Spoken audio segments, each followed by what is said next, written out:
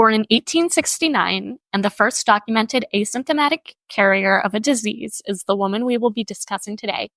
That's right, join Maya and I as we delve into the life of Typhoid Mary. So hop into our Morbid Time Machine and let's get into it. Welcome, inquirers, new and old. Have you ever wanted to go down a rabbit hole of morbid history, but you don't know where to start? Then you are in the right place. Our Grand Past is a podcast where each week we explore messed up history. From shipwrecks and spooky places to morally questionable people and practices, we're Sophia and Maia. Join us in our Morbid Time Machine and let's discuss history's most fucked up. Hey Maya. Hi Sophia. How are you today? I'm good. How are you? Pretty good. It's good. Yeah. Yeah. It's been raining today. It has been raining today. It's making me tired. I think that's why we're young. Oh, that too. I'm gonna go touch the ass. All right. So today we are delving into Typhoid Mary. Typhoid Mary. Researching this, I was like, I was getting COVID flashbacks. I swear. Dear, yeah. Like the whole asymptomatic quarantine. They quarantined her for like 20 years. Like, girl. When I look at Mary, I keep thinking of like Mary, like Jesus' mom, because I've been taking a world religion class, and the last thing we did was Christianity. Oh. And so we talked about all the different interpretations of Mary and everything. Did you ever talk about Mary Magdalene? I just watched the Da Vinci Code, actually, over vacation. Yeah. So I do. No, like, I've heard some very interesting things about her. Like, how she was, like, Jesus' wife. No, like how, like, everyone, well, like how in the Bible, like, it never ever says that she's, like, a sex worker or anything, but everyone's like, oh yeah, Mary Magdalene was a sex worker. Yeah. It's like, no, she wasn't. She just did what she wanted because she came from a rich family so she could support Jesus. Yeah, because in the Da Vinci Code, like, have you seen the movie? No. It's basically, like, she was Jesus' wife, and then when he died, she was pregnant. With Jesus's like descendants, but then people of the church were like, he can't have a living descendant because he's like the son of God. He has to be special, only him. And so there's like secret people who protected her and like the Jesus's line, and then it's like modern times, and they're trying to find this code that like is in Da Vinci's works and like it's like written all over these places to try to find like who's the Holy Grail, which is actually Jesus's descendants. And it's like the Holy Grail is Mary Magdalene's grave. Interesting. Well, have you seen the like pictures of like Mary Magdalene's like skull, like in the water, or not the water, but it's like embalming fluid? Oh no! Oh my gosh! No, you should Google it. Just look up skull. That's like creepy. This? Yeah. That is creepy. That is freaky. That's goofa. We will be sure to post a picture. Well, we probably will. Yeah. We shall share it with everyone. But no, like that pops up on my For You page every couple months, and I'm like, oh, thank you. I'm good. Yeah, so she was just one of his followers. Yeah, no. She was just chill. Everyone's like, no, she was a slut, actually. Ooh, pause. She's mentioned by name 12 times in the canonical Gospels, more than most of the apostles and more than any other woman in the Gospels other than Jesus' family. Slay. Yeah. And there is actually, which made me, I had to try not to laugh because there's like canon stories in the, like in religious texts in like not canon, which means that there is actually canon versions of Jesus that was told back in the day. That cracks me up. So how much there's fan fiction that was written back in the day. There's Jesus fan fiction that made it into the Bible and became canon. Don't come after me. This also happened in like the Hebrew Bible when it was written. Yeah. So it happened in many religions. There's fanon and canon in both. Yes. I'm not just choosing one. Please, guys, don't get like if that's mean, I'm sorry. I don't mean to be. You're the religion major. Yeah, I'm just, it's from my knowledge of the world. I am obviously not like practicing either of those religions, so I don't know as much as some other people do. That's just from what I've seen. Yes. Wait, are you a religion major or minor? Minor. Okay. Yeah. We go to Maya for all of our religion needs. Yay! All right, so back to Typhoid Mary. So, she was born in Ireland in 1869 in Cookstown in County Tyrone, Ireland. So, Mary was born Mary Mallon, and it's believed that she was born with typhoid fever, as her mother was actually infected during her pregnancy. So at the age of 15, Mary immigrated to America, where she lived with her aunt and uncle, finding work as a maid before becoming a cook for affluent families. Okay. From 1900 to 1907, Mary worked for 8 families, 7 of which became infected with typhoid fever. Oh. I feel so bad. I know. Like, imagine you're like, okay, next family, and they die. Like, that's not very good for your resume. Right? Well, I don't think there wasn't a whole bunch who died, just a lot of them got really sick. Okay. So in 1900, she began working in Mamaroneck, New York, and within 2 weeks of working there, the residents developed typhoid fever. So, like, it's quick. So then she moved on, and in 1901, she began working for a family in Manhattan, where members of the family became ill with fevers and diarrhea. She then moved on to work for a lawyer, where 7 of the 8 people in the household became sick, after which she left. In 1904, Mallon was hired by another lawyer by the name of Henry Gilsey.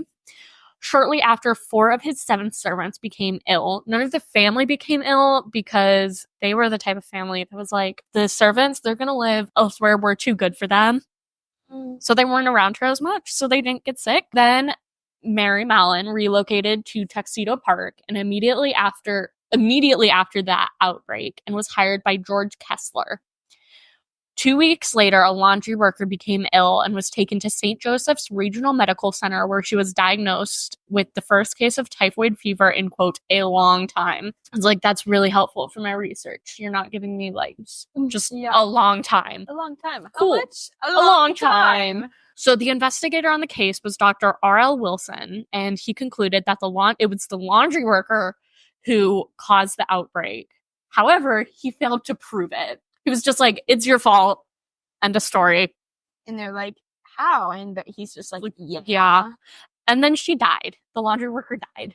So... Wait, this has been in, like, my face. I don't know if it's going to be really loud. So then she died, which was, like, very, very sad. Then in 1906, Mary began working in Oyster Bay, Long Island, for the family of a rich banker named Charles Eliot Warren, when the family rented a house in Oyster Bay for the summer. So from August 27th to September 3rd, 6 of the 11 people in the household came down with typhoid fever. That was quite uncommon, according to the local doctors in the area. So then the landlord was like, bro, this can't get out. Like, we got to figure out what's going on, because if my property is the one that's giving everyone typhoid fever, no one's ever going to want to rent from me again. Yeah. And that's a really bad thing, because money. Everyone needs money. So he hired multiple outside contractors to find the cause of the outbreak. And those contractors took samples from the water, from pipes, faucets, toilets. And I found cesspools, which I'm like, interesting. I kind of want to do a little bit more research on what's considered a cesspool. Still water. I know what you're talking about. That's my fun, because I was kayaking in Florida, right? And like the water was really still, and I was like, still water. When I'm kayaking, still water. I opened my water bottle. Still water. Oh my gosh, that was like all of my For You page for like 2 weeks straight. I was like, because I didn't get it at first until I realized it was like a joke. Yeah. And I was like, what's up with still water? Because I was like, do you mean that bacteria grows? Like, I was thinking through it logically. Well, and that's what still water is it causes a lot of bacteria to grow, and it's like really unsafe. Yeah. Because I went down a little bit of a rabbit hole, but like it was a joke, because like a lot of urban explorers were like, oh yeah, this was like a really cool place to find, until we like went to the basement and found still water. And like then like every other video was about still water, so then people just started making fun of it. Yeah. It's like, yeah, if you're in a place with still water, you might want to get out of there because of the... But there's not a lot of places with still water, because most of them are like abandoned. It's like, no, the water would be spilled because it's snowing a little bit. Well, yeah. But no, what like a lot of like occupied places. Oh, okay. Yeah. Okay. Yeah. We're chilling. Okay. Anyway, Yeah. back to Miss Mary. Anyway, but all of those water samples came back negative for typhoid. Okay. So then the property owner then hired George Soper, who began investigating why so many affluent families began contracting typhoid fever, as it was typically a disease that occurred in unsanitary conditions.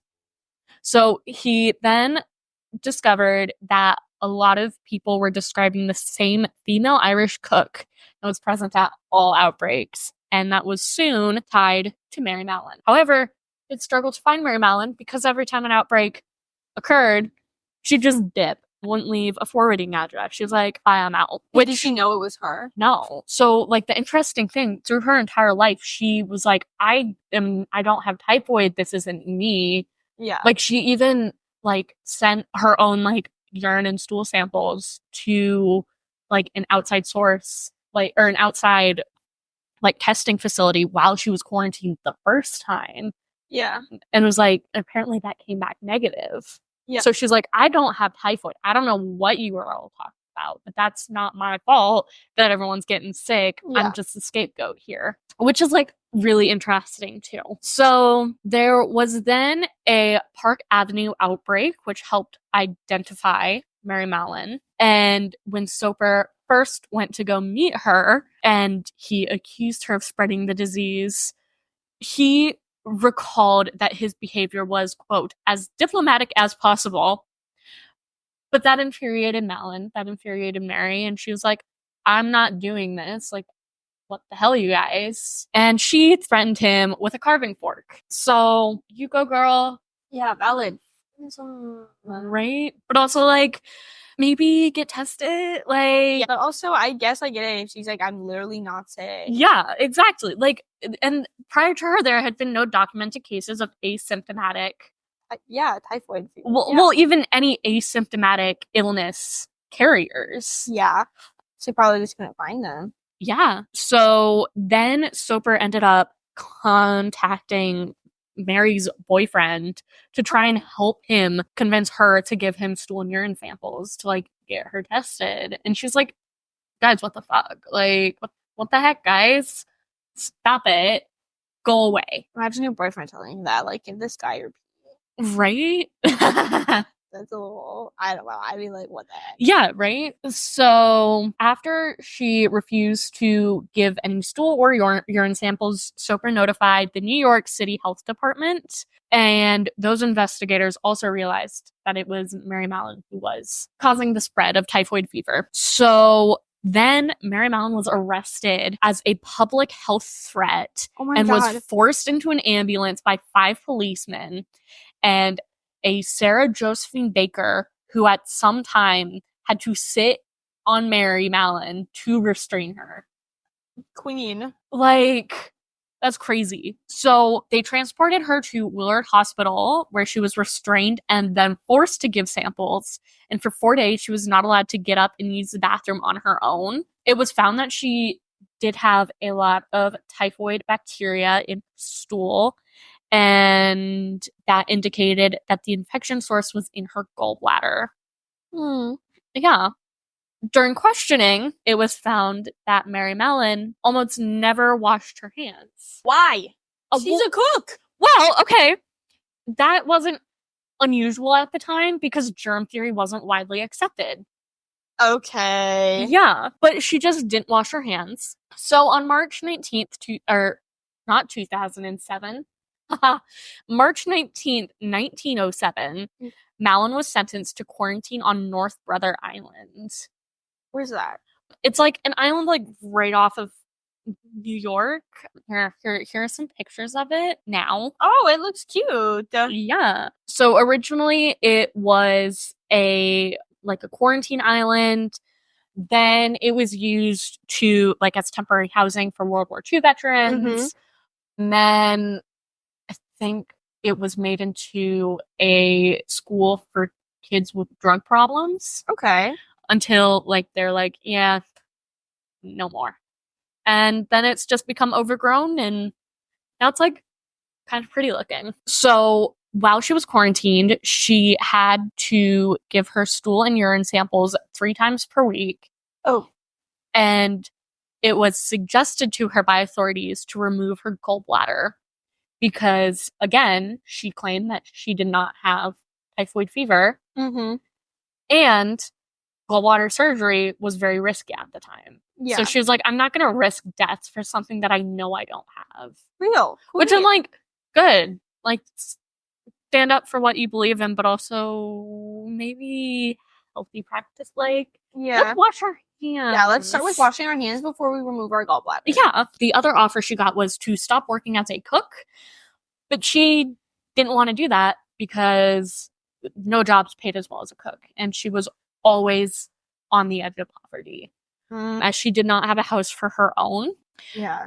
So after Soper published his article about Mary Mallon in the Journal of American Medical Association, Mallon received media attention, and that's where she got the nickname of Typhoid Mary. Soper did visit Mallon during her first quarantine and did write a book about her, or said that he would write a book about her and give her part of the royalties, but she rejected her proposal, and she very, very much hated that nickname. She did write a lawyer and was like, get this away. Like, what if they called you Typhoid William Park? Like, yeah, like that's so upsetting. Right? Yeah. Not everyone agreed with the idea to forcibly quarantine Mary. So their thoughts were like, okay, just teach her proper health protocols. Yeah. And she has to find another profession. Yeah. Fair and valid. But everyone was like, haha, no. But no, she was not treated well on the island during her first quarantine.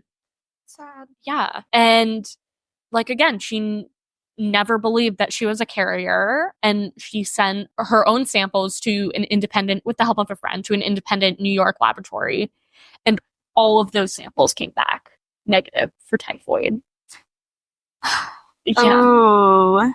But like, my other thought too is, well, could they have switched samples? True. So on February 19th, 1910, Mallon said that she was prepared to change her occupation, and she would give assurance via affidavit that upon her release, she would take hygienic precautions that would protect everyone who came in contact with her from getting infections, and she was released from quarantine. Upon her release, Mary Mallon was given a job as a laundress, which did pay less than a cook. It paid about $20 per month, whereas a cook paid $50 a month. Ooh. So, like, that's quite the decrease. That's like half, over half. And during that time, she did, like, wound her arm, and, like, that did become infected, so she couldn't work for 6 months. So, after several unsuccessful years, she went back to cooking. Queen behavior. And she used fake surnames like Breshoff or Brown, and accepted jobs as a cook against the explicit instructions of health authorities. So no one that hired like servants would hire her. So she ended up working in a number of kitchens, in restaurants, hotels, and spa facilities. And almost everywhere she worked, there would be an outbreak of typhoid. However, since she changed jobs frequently, Soper was never able to find her. And in 1915, Mallon started working at the Sloan Hospital for Women in New York City. And soon 25 people were infected and 2 died. Oh my God. So if we're like keeping count of like the deaths that are like actually attributed, we're up to 3. Okay. So then the chief obstetrician, Edward B. Cragen, called Soper and asked for help in the investigation. And then that's where Soper identified Mallon. So Mallon fled, but police were able to find her. She was then sent back to North Brother Island, where she remained for 23 more years. She was given a private 1-story cottage, and as of 1918, she was allowed to take day trips into the city. In 1925, she began a technician job with a physician by the name of Alexandra Pavlovska, it was like a laboratory assistant job. She washed bottles, did recordings, and prepared classes for pathologists. So initially when she was in quarantine, people did not like her. They were like, she's causing this illness, like, get rid of her. And like, some of the first articles claimed that like she like was attacking people with forks, which like if you do look back, she did she did threaten one. She did threaten one with a carving fork. However, that soon changed and people like started to feel bad for her and was like, just let her live her life. Like, what the heck? And so she was treated according to public health officials to the best of their ability, but in return refused to comply with requests of health officials, which is why she remained quarantined. So Mallon stayed on North Brother Island in the Riverside Hotel hospital until 1932 when she suffered a stroke. So prior to that, she was very active, but after her stroke, she was confined to the hospital and she never really recovered and her body remained half of her body remained paralyzed. Then on November 11th, 1938, she died of pneumonia at the age of 69. She was cremated and her ashes were buried at St. Raymond's Cemetery in the Bronx, and 9 people attended her funeral. Oh. Which that's a little sad. So some sources also claim that her postmortem autopsy found evidence of live typhoid bacteria in her gallbladder. However, Soper wrote that there was no autopsy ever made. So that's a little, like no postmortem autopsy. So that's a little interesting. But anyway, that's the story of Typhoid Mary. Typhoid Mary. Mary Mallon. Join us next week while we talk about piracy. I'm yes. excited. Thanks for listening. Stay curious. Bye. Thank you for joining us today. As always, all sources will be listed in the show notes below. Be sure to subscribe so you won't miss out on our upcoming discussions.